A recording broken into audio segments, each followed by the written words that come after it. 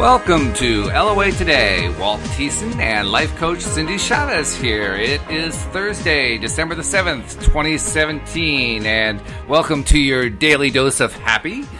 And we've had quite an eventful week here, Cindy, particularly technologically. I think we have actually ironed out the static sound. Hopefully that's gone forever. Yes, yay. Good for that. That'd be a good thing. So it's Thursday. We're past what they call the hump day for those who are feeling chained to their desks and so forth. So I guess from that perspective, that's a good thing. But how about some other things, like any wins going on in your life? Any good things going on? I mean, the big one here, obviously, is we got rid of the static. But any wins in your life? It's funny, when you said it's Thursday, the first thing I thought of is around here, we call Thursday Friday Eve. I love it. When you said it, we all, it's funny, we'll like suddenly remember it's Thursday on a Thursday morning and say, hey, it's Friday Eve, happy Friday Eve, yay, we high five. So when you said that, I was like, oh, there's the win, it's Friday Eve. I love it. That's fantastic. That's a good idea. I never heard of that. Friday Eve. Does that mean that Friday is weekend eve? Yeah, it's like getting closer and closer. Yeah.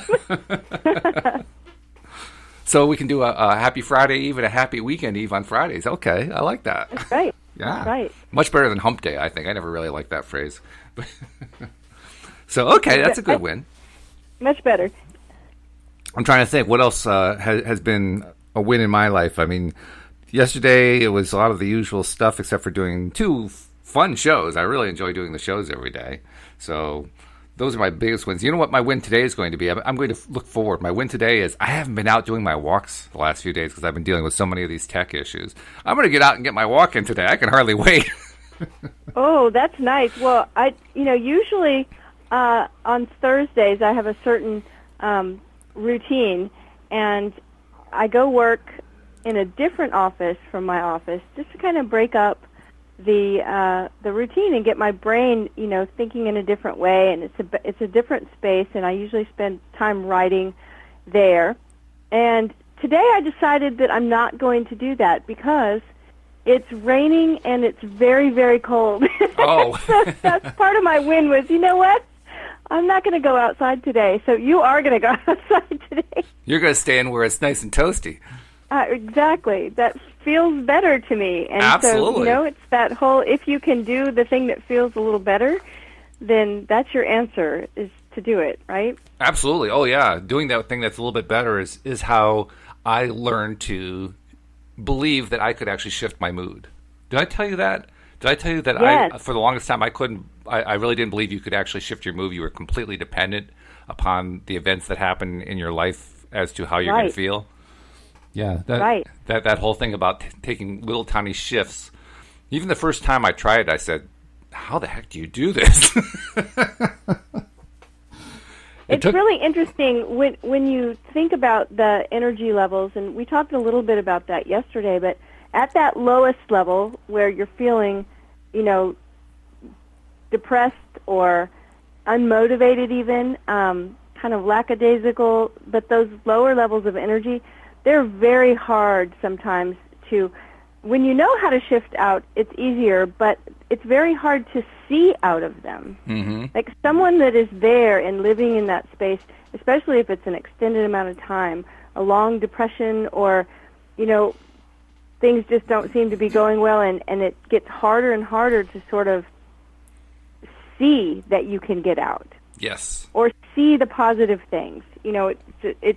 It's in that space where you look around and just things just don't look good, and it's very hard to see. And someone else who is at a higher level of energy up the scale, I'm talking about emotional energy, it may be easier for them to see. And they could, and that sometimes that doesn't feel good either. To have someone say, oh, but look at all this good stuff, and you just can't see it. And so that's the answer, I think, is learning how to shift up, a little bit at a time. Yeah, it's right. We were talking about that right before the call. The emotional scale. The shift from. I'm looking at the emotional guidance scale, the Abraham Hicks emotional scale right now. So the very top is joy, and the very bottom is fear, grief, depression, despair, powerlessness. 20 steps in between. So to ask someone or ask yourself to go from depression to joy in one leap, it's just too big. Well, when you don't even think that you can shift on the scale at all, that you're completely at the whims of fate, those 20 steps can seem like 20 miles. Each step can seem like a long trip. Like, how do I get one step up? It just seems impossible at first. True. Yeah. So it was when I first discovered you could actually do it with a lot of help from my wife that it opened up windows and doors for me. It opened up a whole new vista. Like, wow, I actually influence my own feeling, my own what I'm experiencing. Even in the face of stuff going on that I don't like, I can still control my own feeling. Wow, can I do that all the time? It's really empowering. It is. It's empowering. It's still daunting because you're still new at it. You did it once, right? Or maybe you did it twice, and you're wondering, can I do it every time? That's the way I was anyway. But if you stick at it, I found that sticking at it over time, it's almost like it's almost like you're dealing with the Tin Man from The Wizard of Oz, and all of his joints are rusted solid, and you just work an oil can into one of the joints, and slowly it starts to come unstuck. And finally, you get a little range of motion. And then you want to do it with the other, so you're working it with the oil can. That's what it felt like. I love this analogy. Because that's what you feel like. Perfect. Yeah. And then pretty soon, things start to move easier, and then pretty soon it's more automatic. Mm-hmm. That, I think, is a worthy goal, to work towards that place where those shifts become easier and easier until that's when we catch ourselves and we're down at that lower end of the scale, where we're feeling depression, or we feel guilty, or we feel, upset, and we're able to say, oh, wait a minute, this isn't the feeling that I want to have. What would I rather have? Even the part That's about where it becoming, we want to get. Yeah, right. Oh, yeah. And even the part about it becoming automatic, even that took a while. I mean, I had to do a lot of joint oiling before it became automatic, like weeks of it, before I finally started to see my own shifts happening without putting in huge amounts of effort. And when that happened, I thought when that happened, it was going to be this huge joyous thing. It was actually just plain relief, which kind of makes sense when you think about it. But I thought it was going to be some huge, breakthrough. Oh, wow, I'm doing it all the time. No, for me, it was just, oh, thank goodness. I didn't think I was ever going to get out of there. I love that you said the word relief, because I had been, right before the call, when I was looking at this scale, and the word relief is not on the scale, and we were talking about peace. Right, the word right. Peace is not on the scale either. And so I was looking at the scale. I was like, where is peace? And relief is one of my favorite things as a coach to hear a client say. It's often, to me, an indicator that we're going in the right direction. Oh, yeah. When we're trying to make a decision, and we make a decision and we feel relief, to me, that's a big indicator that, yep, that was it. And when I'm coaching someone and sometimes you can hear someone just take that breath, it's like a weight's lifted off. And I think that that's a wonderful thing to feel. It is. It's a wonderful thing to feel. It's also kind of funny because the first few times I felt it during this process of learning how to, apply my own wishes, if you will, to what I'm feeling and how I'm experiencing life. As I was applying it, I didn't really understand the idea of resistance, and I didn't really understand the idea of relief until I experienced relief for a few times. And one time I combined the two ideas together. I said, oh, relief is where you're getting rid of the resistance. That's the resistance they're talking about. And it was the first time that I recognized what resistance really was, because Abraham talks about that all the time. You listen to the Abraham Hicks workshops, and that word is used probably 50 times in a workshop. But every time they used it, I said, yeah, but what am I resisting? I don't understand. It wasn't until I actually had the experience of relief that I understood the resistance they were talking about was the resistance to feeling better. Just, I'm going to hold myself in a space that doesn't allow me to feel better because that's what I'm used to. And once I understood it that way, then it made more sense to me. Yeah. I heard one time, I think I heard Esther Hicks say something like, you don't need more, whatever. You just need less resistance. Yes, right. Right? Yes. And so, again, resistance shows up in two different ways. It shows up as attachment, but it also shows up as aversion. And the aversion one is the one that people often feel like resistance is they're saying no to something, like I'm pushing it away, especially when they want something, right? They want a particular thing, and they know enough about law of attraction to know, well, if I don't have it, then I must be resisting it. And so they think that it's pushing it away or saying no to it, with their energy, saying no. But sometimes it's saying yes, right? Because we get too attached to a certain outcome. Sure. And we want it so much, and I have to have it this way. So it's either yes, yes, or it's no, I don't want that to happen. We have to get to that place where we can let go of attachment and aversion, and that's the place of relief and feeling better when we say, okay, it's okay. Yeah, that's true. I mean, before we started doing the podcast and we decided that we were going to be talking about peace, one of the things that you mentioned is that you run into this a lot with your clients when you're coaching your clients. And I was wondering, which form do you get most of? Is it more the aversion type or is it more the attachment type? I think it's more attachment. And I say that because, and I might rethink it later and think, but off the top of my head, I would say attachment, because generally for support or reach out to whoever they're reaching out to for support, a lot of times it's because they want a certain thing, especially with coaching.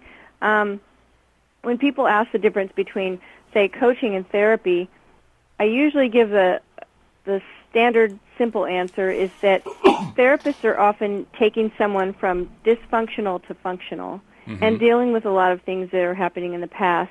Coaches are often bringing someone from functional to optimal. Oh. And so in that space, this is someone that's functional, and they're hiring a coach because they want to create something, newer, bigger, better, whatever, in their life. And so they have a goal that they want to see realized, and sometimes we all do this. Sometimes we have a thing we want, and we get really attached to it. And we try for it, and for whatever reason, it's not forthcoming, and we're like, I need to get some help with this, right? So people will come to me as a coach and say, this is what I really want, and it's just not happening, and how can you help me get there? And so a lot of times there's this attachment to a certain outcome, and that's just resistance. So we work through letting go of that resistance the same way we would work through, if it was an aversion to something, which, you get that too. Someone shows up and there's something going on in their life that they're having a hard time accepting. They don't want this anymore, and they don't want it, and they're afraid it's going to happen, whatever it is, or, how can we avoid this kind of thing? And there's a lot of resistance that shows up as, certain emotions that show up. And there's definitely no peace and no relief in either one of those situations. So if we were trying to look at this whole question of bringing peace to yourself and looking specifically at the cases where there's an attachment going on, an attachment issue, like what would be an example that comes to your mind of a particular kind of story, if you will, that demonstrates the desire for peace and how the attachment is getting in the way? Well, I think it could be anything, but let's just say I'm a relationship coach. So oftentimes I get someone that will come to me because they're wanting to have a relationship. Okay. And they feel like they're just not finding one. And anything that you want, or don't want, will cause not just resistance, but because of, I think, of the resistance, a feeling of a lack of peace. And, you were saying earlier that it was a real, epiphany for you to realize that, oh my goodness, I can have an effect on my emotions, because you said up until then, I really felt like it was just fate. It was up to whatever was happening to me. Right. Yeah. And so that's the same exact thing here, is that recognizing, because people feel like if I just had a relationship, I'd be happy. And we can fill in that relationship blank with all kinds of things. If I just made more money, I'd be happy. If I lived in a different place, I'd be happy. If I had a different job, I'd be happy. If somebody in my life would treat me in a different way, I'd be happy. Mm-hmm. And we can take the word happy out and put peaceful in there, right? Well, I won't have any peace until. Yes, right. So I think it's the recognition that you had about, oh, wait a minute, I don't have to live, my emotional life doesn't have to be at the whim of whatever's going on. And it's the peace. I mean, we all know we live in a world where if we want to focus on things that aren't peaceful, there's plenty of it. Oh, yes. We talked the other day, you and I were talking about the news, right? And which we're trying to stay away from, but still. having the news on, right. And it's like, whatever we focus on expands. So if we want to focus on, terrible things going on in the world, boy, there's plenty of them we can find. Oh, yes. And yet, if we want to find peace, that peace, and when we look outward and we focus on all of that, it doesn't look like there's a whole lot of peaceful, but the peace is within. That's right. Yeah. In the same way that you recognized at some point that all of those emotions, they were in you. They weren't just at the whim of things coming at you. And so the peace comes from that inner knowing that somehow everything's going to be okay. When I was not yet a coach, 10 years ago, I was going through a really, really hard time in my life, and I had a coach, and I was at that bottom level of energy, just victim energy, where nothing's going right for me. Everything is terrible right now. It's that place where people say, this sucks, and it's just never going to get any better, and I don't know what I'm going to do, but this is awful. And I was, we call it down in the dumps. Mm-hmm. And I was there, and my coach said to me, what could I say? She asked me such a powerful question, and it seems so simple on the surface, but she said, what can I say to you that would make you feel better? I think she realized she didn't know what to say. Mm. I mean, that was the bottom line. She didn't know what to say to me, and I was, mulling around in the depths of despair, and she said, what could I say to you right now? And I said, that would make things better. I said, I guess I just need somebody to tell me that everything's going to be okay. And yes. She said, Cindy, everything's going to be okay.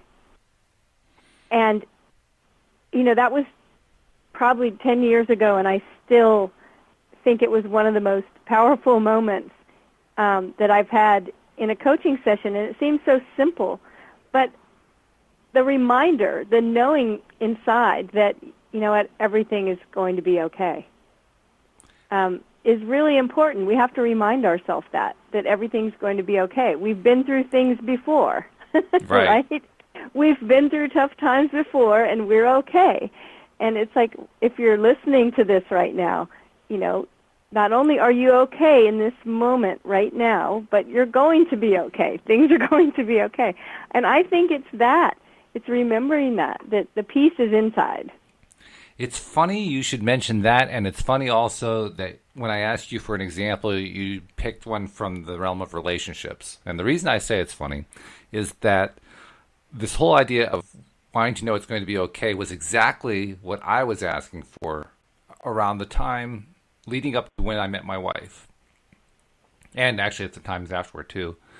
And the thing that I notice as I'm hearing your story is I actually remember asking people who I'd been in a rather deep conversation with, not directly but indirectly, I would say things like, I just wish somebody would tell me it was going to be okay. And no one ever did. No one ever did. They all tried to stay in the realistic realm, right? Well, I can't tell you everything's going to be okay. Yeah. And it occurs to me, all I needed really was to have one person say it was going to be okay, and I probably would have shifted my mood right there. Now, would I have kept it? I don't know, but at least it would have been a shift. It's good to hear you say that, because when I tell this story, I've told this story before, and I always think, like, is this so simple, like, that telling the story that people will hear it and say, well, that, you told her what to say and she said it back to you, and how could that be too powerful? But it really was what I needed in the moment. Yeah. And I needed to hear it from someone else, I guess, and hearing her say everything's going to be okay. It shifted things for me. I'm not going to say that I jumped, we were talking earlier about that emotional scale with 22 things. I'm going to read it in a second, but it's like I didn't make the leap from despair and powerlessness up to joy in that moment. No, but it really did take me quite a few steps up. I went from where I was to hopefulness, which is number 6, with joy being at number 1. And fear, grief, depression, despair, powerless is 22 at the bottom. So that's a lot of steps from that one thing. It's a ton. I think we should go through these just so that people that are listening can know what they are. Okay, before you do that, I'm trying to make it a practice to, about 20 minutes in, put in a little bit of a plug for the show. So what I want to urge listeners who are enjoying the show to do is, if you're enjoying this, go to your favorite social media and tell people you're enjoying this. We want to spread the message of LOA Today, and we've been experiencing tremendous growth, particularly over the last 6 months, double-digit growth. But we want to keep that trend going, and the way to do that is when like-minded people tell other like-minded people they know that they're enjoying it. So please take the time on Facebook, Twitter, Instagram, whatever your favorite social media is, like us and tell other people that you like us. And if you're listening to the broadcast live on the LOAtoday.net website, there's a little heart there you can click on saying that you like it there. So please give us the love. Yes. Show some love to us. That's awesome. Okay. So joy, appreciation, empowerment, freedom, and love. That love that we're asking you to show us. It's at number 1. Number 1, all right. That's the top. And as we work our way, I'm actually going to start, though, from the bottom. Okay. And here's what's interesting is that everyone understands these bottom levels. I mean, we live in a world where these energies are very common, right? Fear, yes. Grief, depression, despair, powerlessness. I would say that you just described like 80% of the population right there. Right. The next step up, insecurity, guilt, unworthiness. Mm-hmm. The next step, it's hard to believe that's actually better when you think about it. No, and so keep that in mind. We're actually, as I go up, we're getting better. These levels are getting more anabolic. They're moving from the bottom of the scale to the top. So jealousy is actually a little bit higher level of a vibration of energy than insecurity and guilt and unworthiness. Now, we don't want to stay in that place, but the next step up is hatred and rage. You can kind of see what the pattern is there, too. The pattern there is that even though you're in the negative realm, you're trying to express it and get it out in some way. Jealousy, rage, exactly. hatred. Yeah. And the next step is revenge, and the step after that is anger. And I always say this, as we go up, look at these steps: revenge, then anger, then discouragement, then blame. And so what I always point out to people is down in that victim mode is when you're saying everything sucks. This is terrible. I hate this. Poor me. Yes. But the next levels that you get into, the angry levels, they're when you're saying, okay, that whole quote from that movie, right? I'm mad as hell and I'm not going to take it anymore. That's right. Broadcast news from the 1970s. I remember that movie, yeah. Right? So those levels, the levels of conflict, are actually when you're starting to want to take some action so that you're not down in that place. So they are a higher level. After we get past discouragement and blame, there's worry, doubt, disappointment, overwhelmment, frustration, irritation, and impatience. Those three are all in one level there. Those describe where I was at when I was trying to figure out how to control my own mood. Right? And also, little things happen. Look at all the tech problems that have been happening and that you've been patient with and fixing. There has to be some frustration and irritation that happens, right? And when we recognize it, we just do our best to shift it. Well, actually, you know what I do when I've been trying to solve these tech issues this week. You're right. There is the tendency to feel that disappointment and frustration and so forth. But I was successfully able to remind myself, all I got to do is fix this, and it's going to go away. So I was actually feeling good about it. So that's a successful energy shift right there. Yeah. Just telling yourself that, right? I always tell myself that too with tech stuff is, okay, take a deep breath. There's always a learning curve. You're actually learning something right now in this process, and then it's going to get fixed, and then you'll know how to do it, right? That's right. Boredom, contentment. Now, this is interesting. I want to ask you what you think, how you describe or define the word content. I think I probably would define it differently from most people, so I'm maybe not the best person to ask about that. Well, I'm asking, and we have this discussion here at home because when I used to hear the word content, I always thought of the picture in my mind was a little kitten that had just finished eating and was curled up in a ball, warm and cozy and full and sleeping and just content. Mm-hmm. And then I, heard quite a few other people say that content, that's down the emotional scale. Like, you want to be content. I was putting it up much higher than it falls here, and so I'm always curious.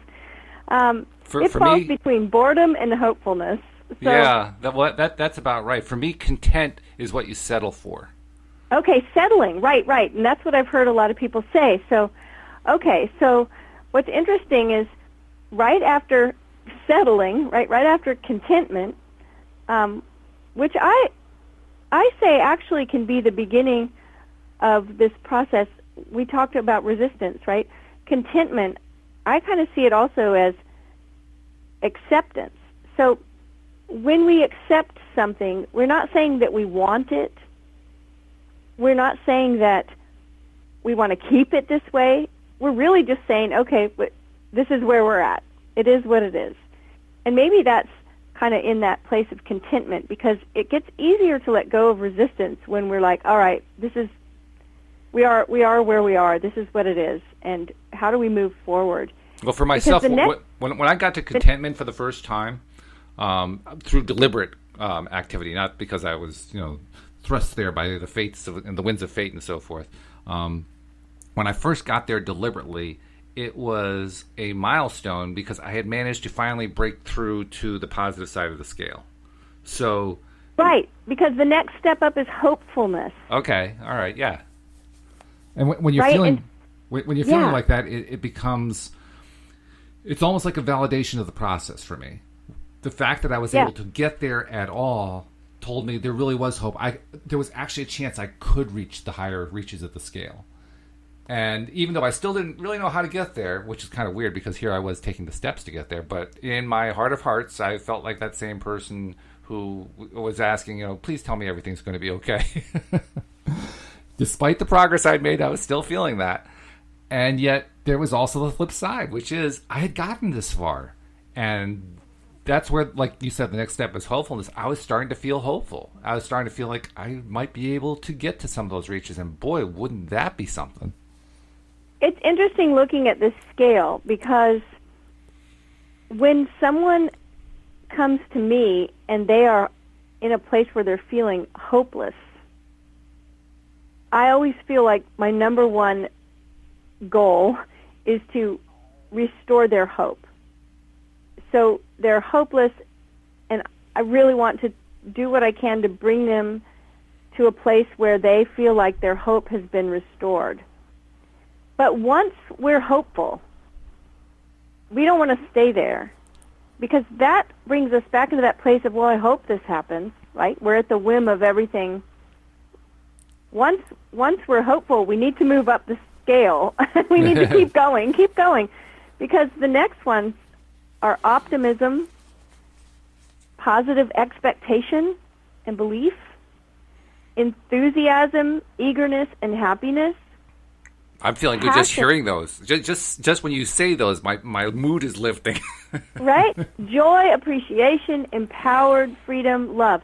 So when we feel, oh, okay, I was so hopeless, and now you've given me hope. I've had so many people say that to me in the course of a conversation. Oh, you've given me hope. I feel like I have my hope back. I'm like, good. Now let's talk about where we go from here, right? Because we want to get into that place where it's not hope that we have anymore, but it's faith. It's belief. It's a knowing that we know we can do this. We know things are going to be okay. We know. And then we start feeling, enthusiastic and eager to make this happen, to allow it to happen, to allow the goodness in. And that's taking us so far up that level. So when we think about the way this goes, from the bottom to the top, my question was, where is peace on this scale? And I think it's at that contentment level, actually. Really? Yes, I do.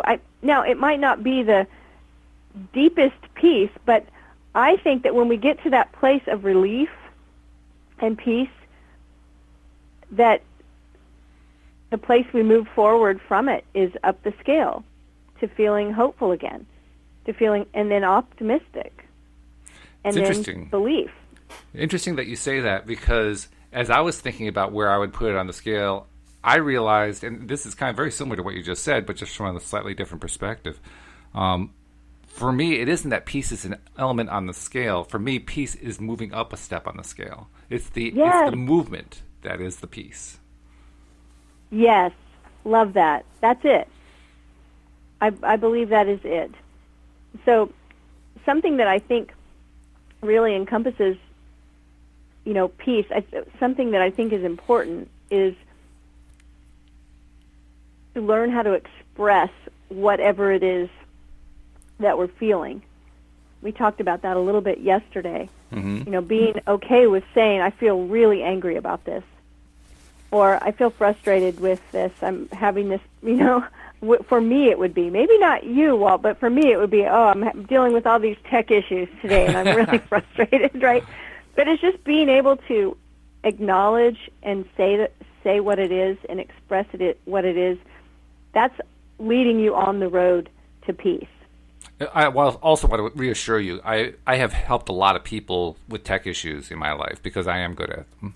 And very often I get the comment that is something along the lines of, I am so glad you're here to fix this for me, or to show me how this works or whatever, because I could never do this myself. I just can't handle technology. And what I want to tell them, sometimes I actually do tell them, what I want to tell them is I feel the same way. The only difference is I just never allowed it to get in the way. I just did it anyway. Right. So I think that's important, recognizing that all of those emotions and feelings that are on that emotional scale, like we went through the 20 ways to hack your happiness, and this was part of that as well, is that it's all part of the human condition. We don't want to get stuck where we're feeling that lower end of the scale all the time. Right. But even people that are living at the top of the scale, we still experience contrast. Yes. We still have the capability, we have the ability to be disappointed, or to worry about something, or to feel discouraged when things don't happen the way we think they should. And and it's okay. Contrast, actually, I don't think we'd appreciate that higher end of the scale if we didn't have the lower end of the scale. I think, too, it's also important to recognize that this emotional set point scale, which is intended to describe our current emotional set point. Where are we currently sitting on the scale? And we tend to think of that as being somewhat fixed, somewhat solid and steady. But I think it's important to remember it actually never is. I mean, we could think of it as maybe an average, that, on average I'm at that particular point for this day. But throughout the day, we're going up and down that scale all over the place. And Agreed. what we're really trying to get to the point of is where most of the time we're spending in the upper end of the scale, averaging, somewhere high up on that end of the scale. But even somebody who's at that high end of the scale, it's not like they're there all the time. They're bouncing around. And every time you go down, you find a way to get back up by recentering and focusing on the good things, focusing on the things that make you feel joy. Right, and I think that's a key to remember, is that emotions, I always think of the word emotion as the E is energy in motion. Oh, yes. Emotions they move. Our feelings and emotions move, and they require movement. Yeah, that's a good point. That's very good. And so we have to recognize that if we want to be able to be the mover, right? Yeah. We want to be conscious about moving them and moving them up the scale. Mm-hmm. So finding things to be grateful for, even in those situations. It's also interesting what you said earlier about how, particularly when we're feeling the lower end of the scale, the negative emotions, how important it is to express them. And when you said that, I agreed with it, but I also said to myself, wow, we really do miss the other side of it.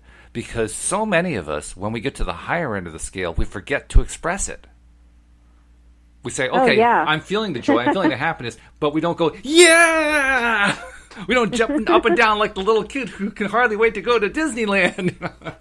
Right. I remember one time talking to somebody that called me because they were really excited about the possibility of something really good that was getting ready to happen, and they were waiting on word to see if this thing was going to happen.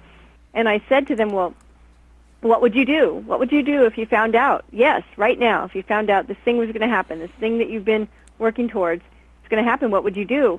Well, what do you mean? Well, how would you express it? How would you feel? Oh, I'd be so happy. Well, how would you express it?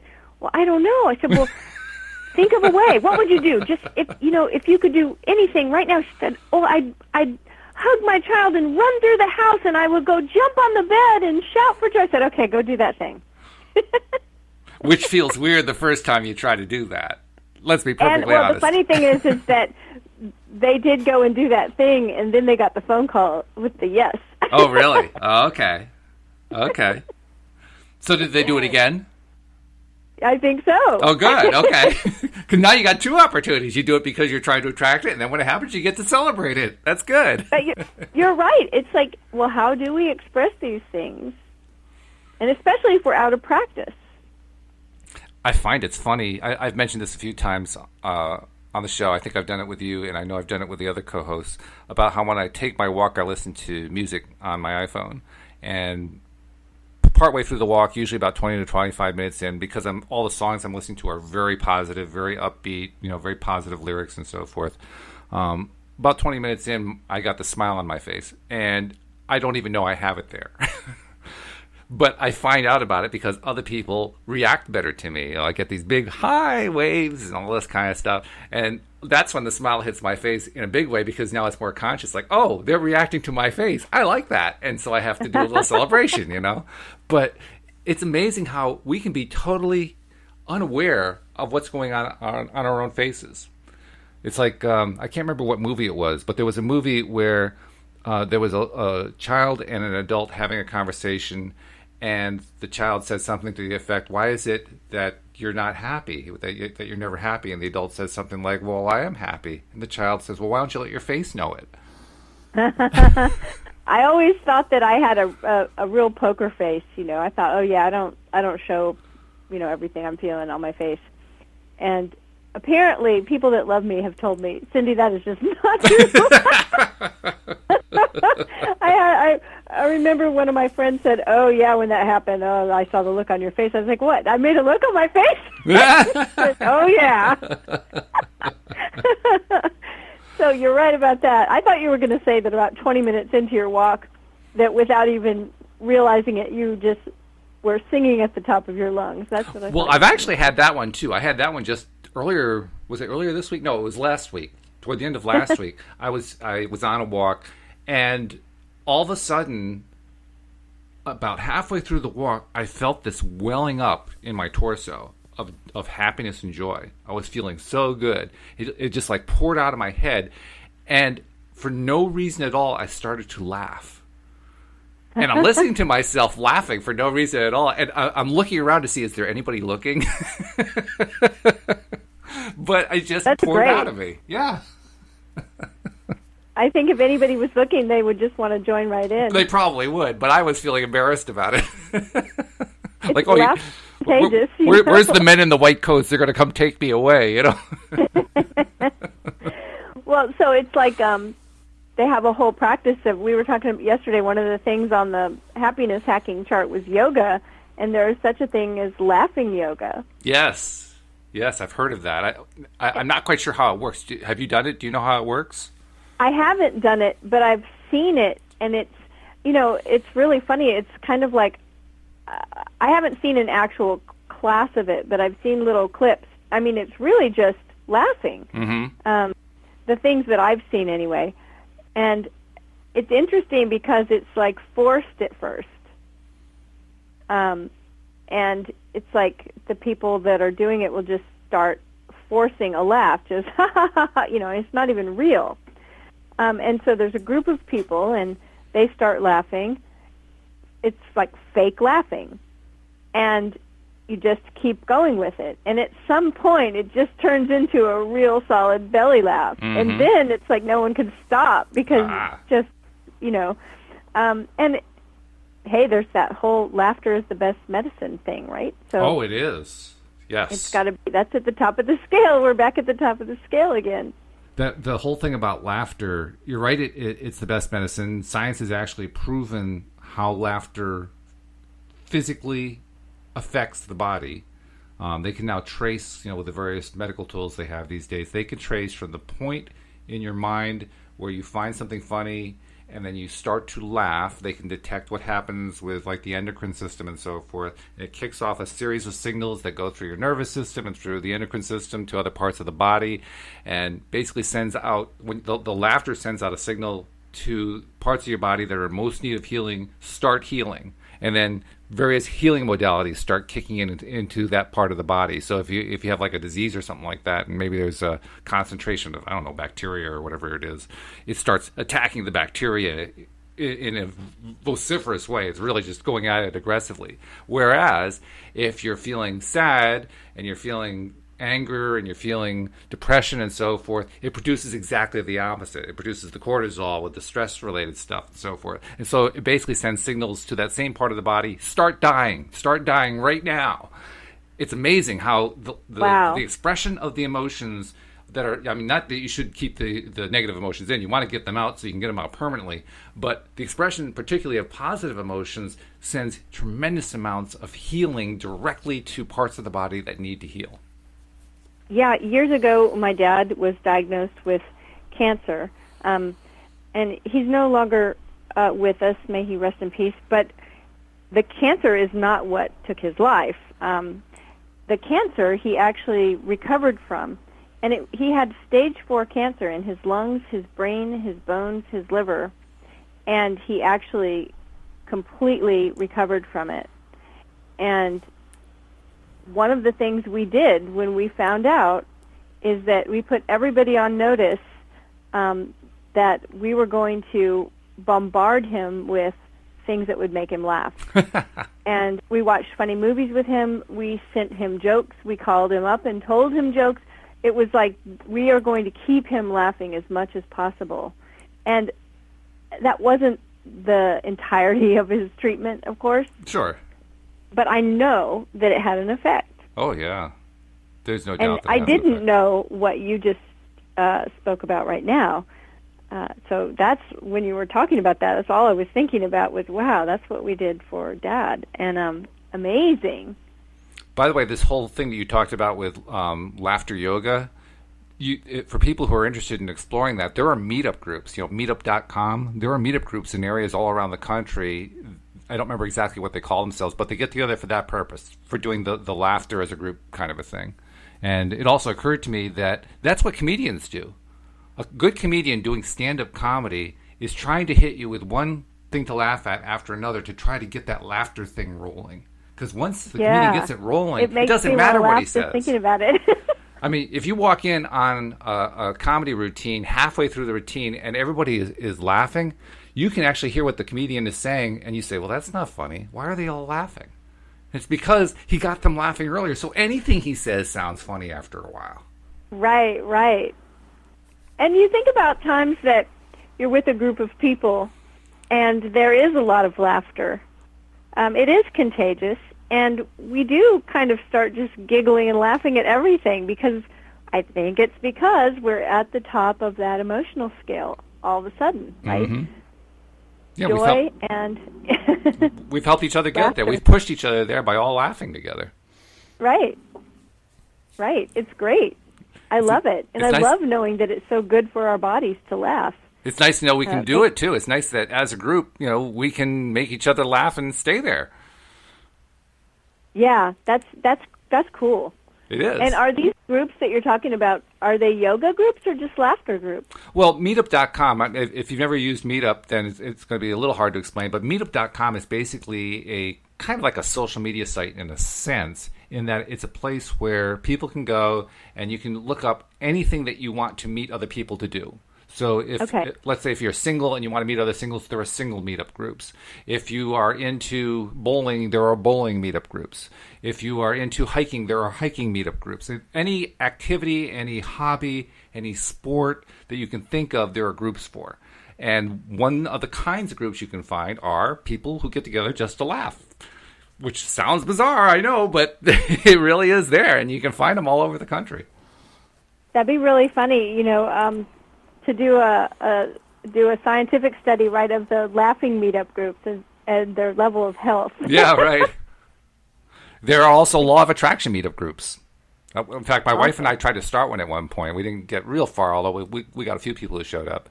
We didn't call it a law of attraction. We called it a get happy group, but it was amounted to the same thing, really. But there are lots of them.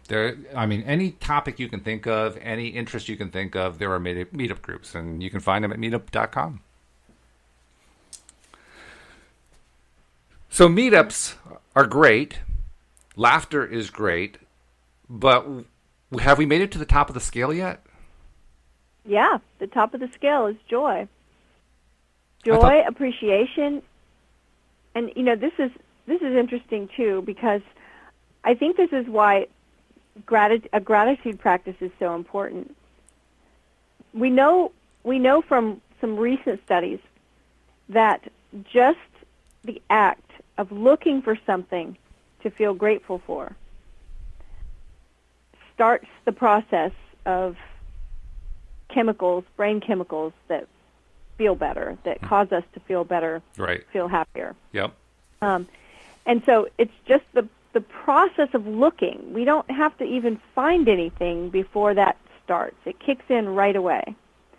It always reminds me of, it's funny, processes that start automatically. When you smell bacon cooking, your body automatically starts to produce the enzyme that you need, the specific enzyme that you need to process bacon, to digest bacon. It's like, our bodies are smart. And so just looking for something to feel grateful for starts that process. And if we look at the scale, the top of the scale is appreciation. These 5 things are listed at the top of the scale: joy, appreciation, it says empowered, so empowerment, freedom, and love. So we're automatically taking ourselves to the top of the scale by appreciating things. That's really interesting. The fact that you were saying that when you're just trying to reach for gratitude, reach for appreciation, before you've even found it, you're already getting the benefit of it. And I'm thinking back to the first few times I was trying to do it deliberately, trying to feel gratitude and appreciation. And I remember struggling with it struggling to find stuff. And I remember doubting that it was going to work. And I'm wondering, was I also feeling the impact of reaching for it anyway, and that was helping to overcome the doubt? And I don't know what the answer is, but that's what went through my mind when you said that. Mm-hmm. Interesting, yeah. Also, yesterday or the day before, it was when we did it was on the 20 happiness hacking tips, but I can't remember which number it was. But it talked about feeling emotions, which we've talked about a lot. But it specifically mentioned feeling conflicting emotions at the same time. And that was actually a healthy thing to be able to do. And I can't remember right now the... I remember that it was there, yeah. And right? I do remember the example wondering was like, about it, too. I feel bad that my pet has died, but I am really happy about this new job promotion, or something like that. Yeah. So I'm thinking when you're telling that story about gratitude and putting it into practice, and that you had doubt going on that it was going to work, it's like there were two things happening at once. I think there is one difference, though. In the example I gave, I was feeling kind of conflicting emotions about the same thing, whereas the example you described there was conflicting emotions, but two different things. Yeah. And I think, strictly speaking, you really can't feel more than one thing about a particular situation at any one time, but you can vacillate. You can go to one, go to the other, go to one, go to the other. Sort of like emotional multitasking. Right, and I think you can vacillate pretty quickly. Yeah, you can. Right? You can, yeah. So I like the idea that, just looking at the words and seeing appreciation up there at the top and recognizing, wow, so when we specifically, I have a gratitude practice that's actually scheduled because I run a group, and on Wednesday, that's one of the prompts that I give the group, right, is like to find some evidence of things going on in your life. I have 4 categories that I always share that I like to find evidence of abundance, evidence of health, evidence of love, and evidence of magic. And I find that evidence, that's my gratitude practice. So it's very cool to think, hey, just doing that practice automatically puts us at the top of the scale. Okay, I'm going to make notes here because I like those. So there's evidence of abundance, health, love, and magic. That kind of covers everything for me. Okay. Health, love, I want to make sure I don't forget these, and magic. And how does that tie into appreciation? How do you tie it together? Well, it's a gratitude practice, so we're looking for things that we appreciate, and I like to find things in those categories. So it's an evidence practice. It's like, well, my other half's an attorney, so here's what I know, is that the more evidence you have, the more evidence that you can collect, sure, the stronger your case is, right? Right. And so if you have a huge amount of evidence, you can be like, yeah, I'm pretty convinced of this because look at all the evidence. And so I've always said, let's collect the evidence of, for a gratitude practice.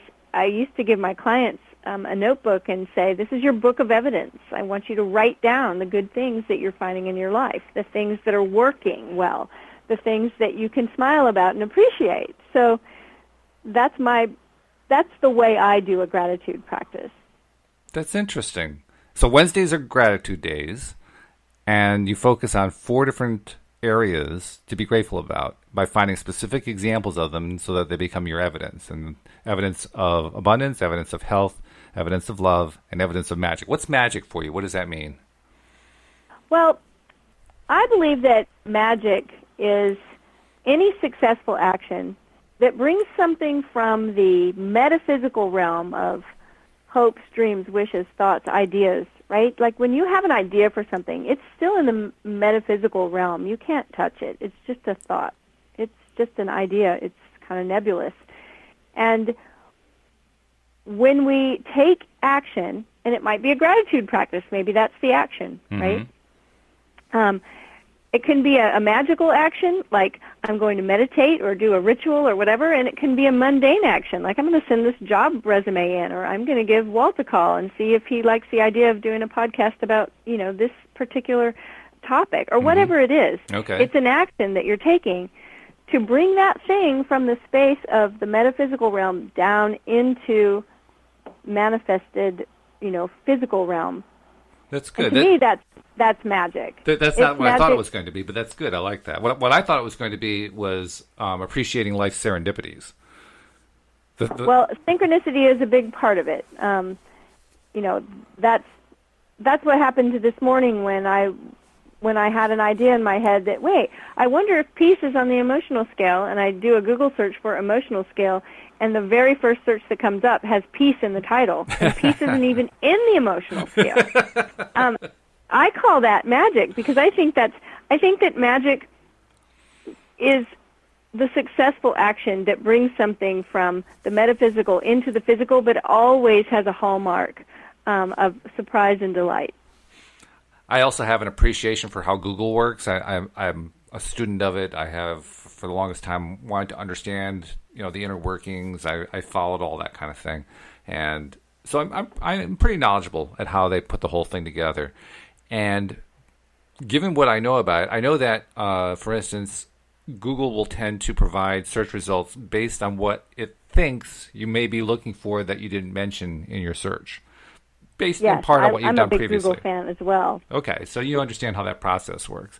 But sometimes some of the stuff that it comes up with is truly remarkable, because you really can't remember where you ever searched on that, and yet somehow it knew to bring it into the search result that it showed you. And that's what that sounded like to me, the example you gave, where all of a sudden it introduced the concept of peace in there. So unless you've been doing some searching on peace, that sounds pretty serendipitous for Google. And that's where I wonder if Google might have a little magic going on. So that's why I was like, oh, and I do have a lovely little Google assistant that sits over here, but she was not involved in this search either. So. That's pretty funny, though.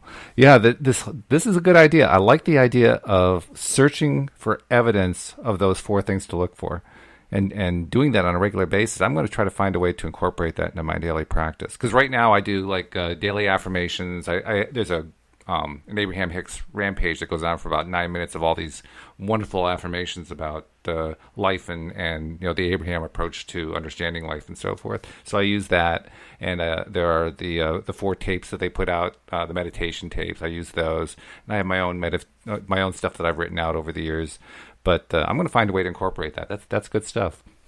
Awesome. Well, thank you. I'm glad you like it. Yeah, I do like it. That's really good. I had never really thought about it, doing it that way. You made it a very nice little package. Before we leave, I want to remind everybody, first of all, if you have not yet subscribed to the podcast, please do so, because that's how we're getting more and more people involved in listening to more and more episodes, and even occasionally people listening to the live broadcast, which we really love. The way you subscribe is by going to loatoday.net. There's a whole bunch of buttons all over the place for subscribing. You can't miss it. Trust me, doesn't matter what device you're on, you'll find them. I've got them all over the place on the page. You can also do it through your iPhone by going to either the iTunes store or just to your podcast software. It'll find it either way. Just type in loatoday.net. Or actually, all you have to do is type LOA Today. You don't even have to put the .net in for that. Same thing with Google Play. You can find it there. So lots of ways to do it, and please do continue to like us on the social media. And Cindy, if they want to find you, if they're interested more in your coaching service for some private consultation, how do they reach you? They can find me on the web at cindychavez.com, CINDIECHAVEZ.com. That's where I am. That's really a good thing to do, too. Sometimes you just need to have that personal attention that goes beyond what a daily dose of happy on the radio can do for you. Thank you. And so, let's see, we got to figure out what our next topic is going to be tomorrow. We got 24 hours. Well, actually, you join me next Tuesday, so that's the next time. But I got to figure it out with Tom Wells tomorrow what my topic is going to be. So think of some good topics and pass them along. And in the meantime, we invite you to join us both later on today at 4 with Wendy Dillard, and tomorrow morning here on LOA Today. Goodbye, everybody.